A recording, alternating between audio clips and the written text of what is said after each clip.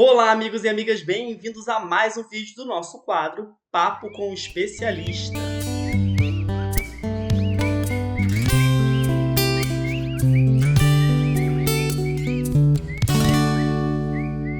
E o nosso convidado de hoje é nada mais, nada menos do que o biólogo Leandro Fiore, que também é criador de calopsitas, também tem um canal sobre o assunto, além da sua conta no Instagram, que tem muita informação. Então vamos chamar ele para a gente começar o nosso bate-papo. Bom, Leandro, bem-vindo, canal Amigo de Penas. Eu tive aí no teu canal no mês passado e agora você sendo convidado aqui para esse quadro.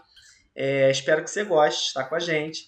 A gente reuniu um pouquinho das perguntas dos inscritos, algumas dúvidas que eu tinha também. Para quem não conhece, Leandro é biólogo e também criador de calopsitas. Leandro, para quem ainda não te conhece, são poucos, mas ainda tem gente nova. Conta pra gente um pouquinho a tua história aí com relação à biologia, como foi que você se interessou por calopsitas, pra gente poder te conhecer um pouco melhor. Cara, primeiramente, muito obrigado aí pelo convite de estar gravando esse vídeo com você e no seu canal. Quando eu comecei a criação, foi um dos primeiros canais que eu falei, não, esse aqui vale a pena assistir. Maratonei todos os seus vídeos, então super recomendo, tá? Às vezes alguém me faz uma pergunta que eu ainda não gravei vídeo, eu falo, ó, vê lá, Amigos de Penas, né, maratona os vídeos dele, porque vale a pena. Eu aprendi muito no início da minha criação. Agora, respondendo a sua pergunta, cresci em casa que tinha aves. Meu pai ele era criador de passeriformes, né? Então tinha lá diversas espécies. Por um tempo a gente foi até fiel depositário do IBAMA. Chegava aves apreendidas lá em casa, resgatadas, ficava um pouco de tempo lá em casa, algumas acabavam ficando, né? Só que eu sempre fui ali meio que espectador, né? Vivia ali, mas nunca coloquei a mão na massa. No início da pandemia, bem no comecinho de 2020, tinha ali meu casal de calopsitas, né? Foi onde eu comecei a me interessar mais, comecei a tirar os filhotes desse casal, fui pesquisar, adquiri um segundo, terceiro, fui aprendendo sobre as mutações, e daí, né, chega aquele mosquitinho do vício de calopsitas, e cheguei onde eu cheguei hoje. Então foi mais ou menos isso, né? Teve o lado ruim da pandemia, que para mim foi bom nesse quesito, né? A gente ficou em casa, né, meio ocioso, né? Falei, vou fazer um canal no YouTube, já tinha começado um canal para falar sobre biologia, e hoje ele é basicamente ali especializado em calopsitas também. É uma maravilha. Eu sempre falo que depois que você tem a excelente ideia de ter uma calopsita de cada mutação, a vida vai por ladeira abaixo. Viciante, né? Viciante. Todo mundo que fala, eu queria uma de cada mutação. Eu falei, já era, você já foi mordido e agora não tem mais escapatória. Pode fazer um viveiro, arruma uma gaiola bem grande, arruma espaço. Exatamente. Porque os bichinhos são apaixonantes. É daí para baixo. Me diz uma coisa, como é que você, através da tua profissão, o que você conseguiu trazer para dentro da criação de calopsitas como biólogo? Quais são as coisas que você aplica hoje na criação que você aprendeu na faculdade ou no teu trabalho como biólogo? Conta um pouquinho pra gente. Cara, a biologia ela é muito ampla. Então, basicamente, tudo ali que eu aprendi, né, ao longo da minha carreira acadêmica, eu consigo aplicar em vários pontos diferentes da criação. Começando pela própria fisiologia, anatomia da ave, a parte ali também de sistema imunológico, doenças, que é muito importante, e a própria reprodução, né? Então, quando eu comecei a criar, eu já tinha uma ideia ali que a ave é um animal de sangue quente, que precisa aquecer os ovos, né? Já tinha uma ideia ali que as peculiaridades das aves, né? Eu via lá muita gente falando, não, a ave está com ar no papo, quando na verdade não é o papo, é o saco aéreo que a pessoa vê ali, então é uma infecção, uma inflamação de via respiratória. Então, muita coisa da minha faculdade eu trouxe, né, para a criação. Inclusive, tem uma coisa que eu tenho que confessar também, que eu comecei a pesquisar muito, né, devido aos problemas que eu tive no começo da criação, sobre as doenças em aves. E isso fez me despertar um sonho muito antigo, né, que precedia ainda meu sonho de ser biólogo, que era o de ser médico veterinário. Então, hoje eu sou estudante também do curso de medicina veterinária, principalmente por esse amor pelas calopsitas. Eu falei, não, tenho que aprender mais, vou buscar, né? E apareceu uma oportunidade, eu estou cursando hoje. Em breve também vou ser médico veterinário e, se Deus quiser, especializado em aves. Bacana, então mais um veterinário especializado em animais silvestres para poder ajudar a galera, né? Que está em falta no mercado mesmo. Sim, sim. Agora, falando um pouquinho de genética, né? Que é um dos temas assim que que a biologia aborda, né? Dentre todas essas profissões que trabalham com animais, eu acho que a genética ela está mais dentro da biologia do que qualquer outra ou do que qualquer outra profissão. Eu catei aqui umas perguntas de uns inscritos, umas perguntas bem interessantes, por sinal. E a primeira é, do ponto de vista da biologia, como é que surge uma mutação de calopsita? Maravilha. Uma coisa que eu vejo o pessoal se confundindo muito, achando que a palavra mutação se refere a um tipo específico de animal, de calopsita. E, na verdade, não é. A mutação na biologia é uma mudança que ocorre num ponto específico do gene. O gene que é um pedacinho do DNA que codifica uma proteína. Tá? Então, às vezes fala, essa calopsita é mutação, essa não é. Né? Quando, na verdade, a mutação está em todas as espécies, tanto nas espécies consolidadas quanto naquelas que ainda, porventura, irão surgir na natureza. Como surgem as mutações? É um erro. Ao acaso ali, a gente chama ali, né, a gente tem os nucleotídeos ali no DNA, se ligava, por exemplo, ali uma guanina com uma timina, vamos ver quem lembra as aulas de biologia, e essa base é trocada. Né? Essa mudança nessa base pode gerar uma proteína diferente. Uma proteína que codificava a melanina mais escura, a melanina passou a ser mais clara, daí surgiu canela, né? Ou a ausência da melanina, surgiu o lutino. Né? Então, por exemplo, de onde vêm as mutações? Completamente ao acaso. Só que a gente tem que ter ciência de uma escala de 100%, 99,9% das mutações são maléficas. Sabe aquele filhote que às vezes morre no ovo, ou que nasceu com alguma deficiência, em poucos dias morreu, você achou que tinha doença e não tinha nada no plantel? Né? Pode ser que ele tinha uma mutação que a gente chama de deletéria, que foi ruim para a manutenção da vida dele.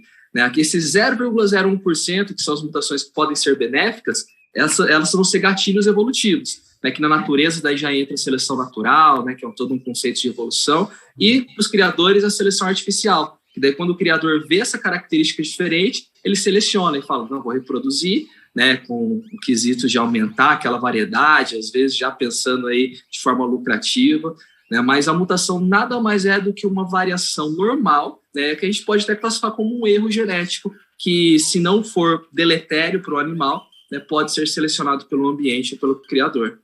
Perfeito. Você falou de seleção artificial, né? A gente sabe que dentro das mutações, quando surge uma mutação nova, você precisa fazer uma seleção artificial para poder multiplicar aquela mutação. Algumas pessoas acreditam que tem criadores que conseguem produzir uma mutação de propósito. Isso é possível?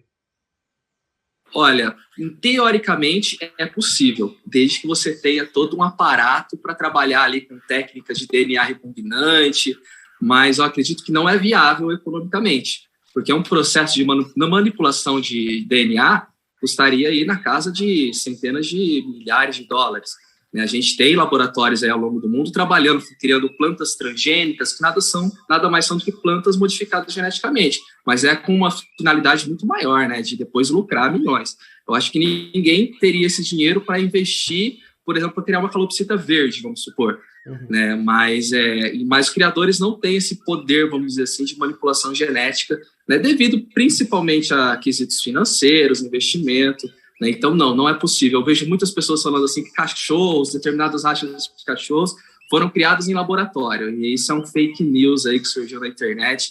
Na verdade, é seleção artificial. Né? Aparece a mutação, o criador seleciona, reproduz, às vezes faz ali um cruzamento, né, com sanguíneo para refinar a mutação, né, e assim o número vai aumentando, né, na população geral. Né? Mas é possível, mas não é viável, vamos dizer assim. Perfeito. Esse cruzamento consanguíneo que você falou, que é o cruzamento entre parentes, né? Ele acontece muito quando, nesses casos, aparecer uma mutação nova, inevitavelmente você vai ter que, né, cruzar parentes para poder tentar fixar, ver se ela se comporta como sexo ligado, recessivo e etc. O que você acha particularmente de reproduzir aves que são parentes? Cara, é o principal erro de criadores amadores. Como você falou, pode ter um caso muito extremo onde é necessário? Pode, mas de forma geral, 99% das vezes é um erro muito grande. Pode ser que naquela primeira geração não tenha problemas nenhum, mas aí os filhotes já vão ter ali uma carga genética, muitas vezes de genes recessivos, que não se expressavam, que vão se expressar daqui para frente, né? Então, a longo prazo, ao longo tipo de 2, 3, 4 gerações, começam a aparecer problemas. Exemplos clássicos nas calopsitas. A carequinha, que é comum no lutino. Alguns filhotes que nascem com aquelas perninhas abertas, né, splay leg, também é uma característica recessiva que é herdada geneticamente. Então, quando você encontra esses genes que não são interessantes, você abre o casal, você separa o casal. Para quê? Para tentar aumentar a variabilidade genética dos filhotes, né? Então, é um erro que, às vezes, as pessoas cometem. Por exemplo, tem uma mutação que é mais cara, em vez de adquirir um casal, adquire uma ave só, né? Vai querer trabalhar com essa ave só, daí, inevitavelmente, acaba cruzando com filhos, com irmãos, entre irmãos, e isso acaba trazendo prejuízos, problemas, né? Então, não recomendo para ninguém, tá? Eu, na minha criação, pelo menos, eu nunca fiz. Perfeito, perfeito. Pegando esse gancho aí de doença genética, né? Que pode ser genética ou não genética, uma doença, tem uma pergunta aqui que ela fala do seguinte: as aves elas podem ficar doentes mesmo sem ter contato com outros animais? Podem sim, né? Tipo assim, pensa num fungo. Um fungo ele se reproduz por esporos. Os esporos são partículas minúsculas que são levadas pelo vento. Então, às vezes tem um pardal, uma pombinha na árvore próximo da sua casa. Ela está liberando os esporos do fungo, pode chegar na sua casa tranquilamente. É claro que a chance aumenta muito quando ela tem contato direto com outro animal, né, contaminado. Mas é assim como pessoas, né? Quantas pessoas a gente não viu aí na pandemia que ficaram em casa e mesmo assim contraíram o coronavírus? Né? Então, infelizmente, o poder de dispersão de bactérias, de fungos, protozoários é muito grande. Tá? Então, ela pode ficar doente, sim, mesmo estando isolada de outra ave. Perfeito. E pode acontecer de uma ave estar infectada, estar doente e não estar apresentando sintomas? Olha, pela definição de doença, não, porque a definição de doença justamente o animal possuir uma série de sintomas que não são naturais, não são normais. Então, a gente classifica um animal como doente quando ele tem o sintoma da doença. Quando ele não apresenta sintoma, mas ele é portador de determinado vírus, determinada bactéria, a gente chama ele de um portador da doença. Ele pode até espalhar, a doença pode até se replicar, né, mas ele não é um doente. Eu gosto bastante de usar os exemplos do coronavírus, porque todo mundo, de certa forma, Sim. acabou aprendendo um pouco, né? Então, tinha aquela pessoa na casa que todo mundo ficou doente, mas ela não ficou. Daí você fala, ela não pegou a doença. Na verdade, ela tinha a bactéria, tinha um vírus ali, às vezes poderia até passar para outra pessoa, mas não manifestava os sintomas. Então, teoricamente, não ficou doente. Então, é uma questão conceitual, mas eu acredito que, para as pessoas entenderem, uma calopsita teoricamente sadia, ela pode sim ter ali uma clamídia, uma outra zoonose, uma megabactéria e transmitir para outra ave. Isso pode acontecer sim. Você comentou que no início da tua criação você teve alguns problemas aí, acabou estudando muito sobre doença, né? Qual a pior doença assim que você conhece em calopsita, que tenha acontecido no teu plantel ou não? O que você acha assim que é o pior? Eu já tive alguns casos de aves doentes. No começo da criação, aqui na minha cidade, basicamente não tem criadores. Tem algumas pessoas que criam, que começaram agora, junto comigo. Outros que são criadores extremamente amadores, aquele tiozinho que tem várias aves assim em casa. E eu comecei a adquirir aves, né? Eu queria um casal de lutina, eu queria lá um casal de arlequim, fui trazendo aves. E daí, nesse período, eu tive vários casos assim, de aves que depois eu identifiquei como megabactéria, né? Provavelmente ali algumas diarreias que foram aparecendo. Então, no começo, no primeiro ano, eu tive vários casos pontuais. Mas, respondendo a pergunta, a que eu mais temo são as causadas por vírus. Porque quando você tem uma doença causada por fungo, por bactéria, a gente tem medicamentos no mercado. Agora, doenças causadas por vírus, você não tem medicamento.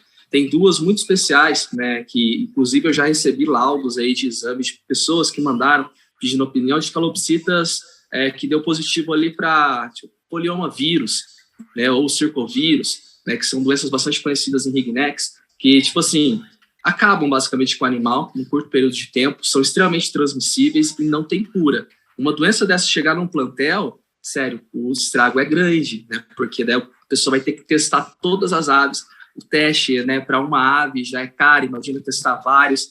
Então, é um problema muito grande. Eu procuro, tipo assim, eu tenho muito medo de adquirir novas aves. E todas que chegam aqui, eu procuro fazer o PCR, mais por essas doenças virais. Uma doença de bactéria pode ter mortalidade ali, pontual, 1, 2, pode acontecer.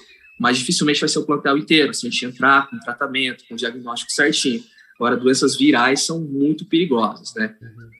Maravilha. Você falou também no início da tua faculdade e tal, que você estudou a parte de anatomia e trouxe isso para dentro do teu plantel. Dentro dessa anatomia, você acha que é por isso, isso explica o fato das calopsitas excretarem tanto? Você acha que está relacionado à anatomia ou a alguma outra questão? Não só a anatomia quanto a fisiologia, né? Porque a ave ela evoluiu para voar, então ela é um animal muito leve. Tá? Dentre outras características, elas têm ossos pneumáticos, que são ossos ocos. Elas não carregam, por exemplo, bexiga urinária, então elas estão a todo momento fazendo xixi e cocô, para sempre ter o intestino livre de qualquer peso. Né? Então, tem uma série de adaptações evolutivas que elas adquiriram para ser leve.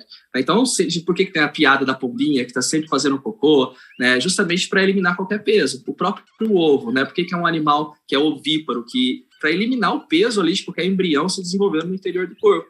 Então, o ovo se forma em 2 dias, basicamente. Né? A calopsita bota, do outro dia ela já bota. Não significa que ela estava com 2 ovos. Né? Depois, em um dia, 48 horas, ela gerou outro ovo e já eliminou, né? Para não carregar peso. Então, sim, está relacionado tanto com a anatomia quanto com a fisiologia também. Interessante, bastante coisa aí que eu não sabia. Uhum. Uma pergunta aqui de um inscrito, essa vem de sempre, tá? Você deve receber todos os dias, de todas as semanas, de todos os meses. É verdade que só os machos cantam? Olha, e não é, né? Eu, na minha criação, eu falo, eu não tenho nenhuma fêmea cantora, mas já recebi vídeo de pessoa que jurava de pé junto que era uma fêmea cantando. Então, devem ser casos raros também. Tá? Daí poderia ser feito um trabalho de seleção, né? Se selecionar essa fêmea cantora, né, provavelmente é uma característica que pode ser passada para os filhotes, né? A gente teria que testar. Né? Daí a gente teria mais fêmeas cantando. Mas até então, o canto da calopsita é uma outra curiosidade, a pessoa acha que a calopsita canta quando está feliz. Não é bem assim, né? Porque o canto do macho é com um único objetivo, que é atrair a fêmea para a reprodução. Ele conquista a fêmea para se reproduzir. Às vezes, quando a pessoa tem uma intimidade, a calopsita desenvolve um afeto também com a pessoa, ela acaba cantando para a pessoa, imitando a pessoa, isso é muito comum.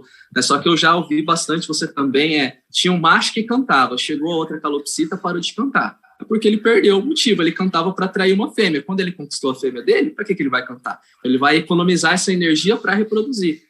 Né? Então, a calopsita não canta quando está feliz ou quando quer alguma coisa, ela canta simplesmente para reprodução. Né? Então, essa é uma questão. E daí a fêmea, como ela, no comportamento reprodutivo, ela tem, vamos dizer assim, outras prioridades. A prioridade dela é selecionar o melhor cantor, o melhor macho, aquele que vai ter os melhores genes para sua prole. Então, ela pode cantar, ela tem todo o aparato vocal para cantar, mas muitas vezes ela não tem o estímulo biológico, né, para desenvolver esse comportamento. Show de bola. Bom, estamos caminhando aqui para a nossa última pergunta, que também é uma pergunta clichê, mas eu quero ouvir já, pelo seguinte motivo. Um vídeo curto, a galera pede, a gente faz de novo, né? Se a gente fizer um vídeo longo, aí a galera... Se bombar esse vídeo, dá o like aí, então aproveita. Se bombar, eu volto aqui para responder perguntas do Felipe, hein? E eu vou lá também responder no teu canal. A gente vai fazendo essa troca. Fazendo esse bem bolado aí. Isso aí. Também é uma pergunta muito clichê, tá? Mas que eu gosto sempre de perguntar essas perguntas que a gente ouve bastante, porque cada um tem um ponto de vista. Por exemplo, você já acrescentou ali na questão por que a calopsita excreta, das aves cantarem, acrescentou um pouquinho da tua profissão, acrescentou um pouquinho da tua experiência, né, e da tua opinião. E agora você vai dizer pra gente a tua opinião e a tua experiência de identificar sexo de calopsita apenas pelo comportamento. O que você acha disso e assim, quais são os comportamentos que travou um pouquinho, identificar o sexo das calopsitas pelo comportamento. Tá. Perfeito. Se você tiver, vamos dizer assim, tempo para observar e já tiver com essa calopsita um longo período, você pode dar um chute muito certeiro. Falar, não, pelo comportamento é um macho. Né? Mas você vai ter sempre uma pequena margem de erro. Agora, chegar num pet shop, chegar na casa de alguém, olhar para a calopsita e olhando na cara dela, por um pio que ela dá e tentar identificar que é macho ou fêmea é impossível. Tá? É muito provável que você possa errar, né? Então, o único método seguro é o exame de sexagem, porque é analisado ali o DNA da ave, ali através da amostra de sangue ou de pena, Então, é um teste relativamente muito seguro, com baixíssimo risco de você ter um erro ali. Né? Já fazendo aí, já tendo a oportunidade, vamos falar da Ampligen, que eu sei que é parceira aí do Amigo de Penas. Pode falar. Parceiro do Calopsita Fiore também. Né? Gente, teste muito barato, para de sofrer. Né? Entra lá na internet, no site da Ampligen. Você tem cupom de desconto também? Ou não?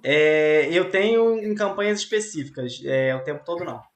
Eu tenho lá, eu fiz um com eles lá que é o Fiore 10. Então 10% uso dele. de desconto. Então usa lá o Fiore 10% de desconto no site da Ampligen, ampligen.com, né, e compra lá um kit, vai ficar em média ali de R$20, né, manda as peninhas pelo correio, você vai ter certeza que a calopsita é macho ou fêmea, daí você vai parar de sofrer. Tem outras maneiras também, né, que é no caso quando tem casal ali, né, que vão ter filhotes autossexados, mas a gente já tem que saber um pouquinho mais de genética, pesquisar um pouquinho, né, já vai ser um pouco mais difícil, vamos dizer assim, para quem não tem experiência. Maravilha. Leandro, para quem quiser conhecer um pouco mais do teu trabalho, quem quiser entrar em contato com você, te encher de dúvidas e perguntas que você já recebe diariamente, passa para a gente tuas redes sociais, teu contato, vou abrir esse espaço para você.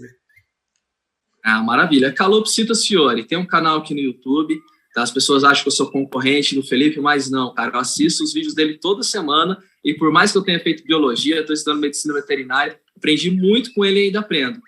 Tá, então, tem lá o Fiore, Calopsita Fiore no YouTube, Calopsita Fiore no Instagram, são as principais redes.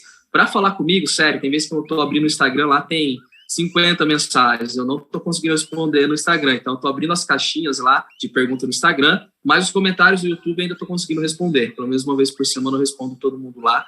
Né? Quem for aqui da minha região, quiser adquirir Maringá, no Paraná, quiser adquirir uma ave, daí lá no Instagram você consegue o meu contato lá do WhatsApp. Daí no WhatsApp eu consigo responder também. Beleza? Show de bola. Leandro, queria agradecer mais uma vez tua presença aqui no canal. É sempre muito enriquecedor te acompanhar também. Te acompanho no Instagram, te acompanho no YouTube. E assim, foi como você falou, a gente não é concorrente, a gente é complementar, né? Então você vai falar de um tema de um jeito, eu vou falar de outro. Às vezes a gente vai falar de ideias contrárias, mas faz parte. Ou discordar. Isso tudo faz parte, né? Isso aí. Então, não é porque você pensa de um jeito eu penso de outro que a gente precisa concorrer ou brigar, ou ser inimigo, né? Exatamente. A gente discorda e continua fazendo esse trabalho aí de ajudar as pessoas e compartilhar a informação. E só abrindo aí um parênteses, né? Uma coisa que eu já ouvi você falar várias vezes também, né? A gente está vivendo um período bem complicado, bem polarizado em termos políticos. E, gente, discordar é super normal, mas sempre ter respeito, respeitar a opinião do próximo, né, sem partir para agressão ou para, né, ataques pessoais, porque isso não leva a nada, né? Eu tenho certeza que todo mundo tem aí o mesmo objetivo, que é prosperar na vida, na criação dos calopsitas, ter ótimos filhotes, ou ter um animal pet saudável. Né? Então a gente pode discordar, mas sempre com respeito. Maravilha. E quem gostou desse vídeo, só dá uma curtida aqui embaixo. Quem não gostou, curte também, porque ajuda e ajudar nunca é demais. Meu querido, muito obrigado mais uma vez. Pode falar. Cara, mais uma vez, só queria agradecer e te parabenizar pelo seu trabalho. Tenho certeza que você já ajudou aí milhares de pessoas, assim como, né, já me ajudou no começo da criação também. Continua firme e forte, tá? Não desanima não, que você é espelho aí para a criação de calopsitas para muita gente, tá? Então, parabéns. Obrigado pelas palavras e digo o mesmo, né? Tem muito youtuber que começa animado e depois no meio do caminho vai desanimando. Não desanima, não. Eu tô tentando segurar a peteca aqui sozinho, mas agora com você, com outras pessoas chegando junto, dá força aí. Tá bom? É isso aí, cara. Obrigado, meu querido. Então, a gente se vê no Instagram e no próximo vídeo. Um grande abraço. Grande abraço. Até mais, Felipe. Tchau, pessoal.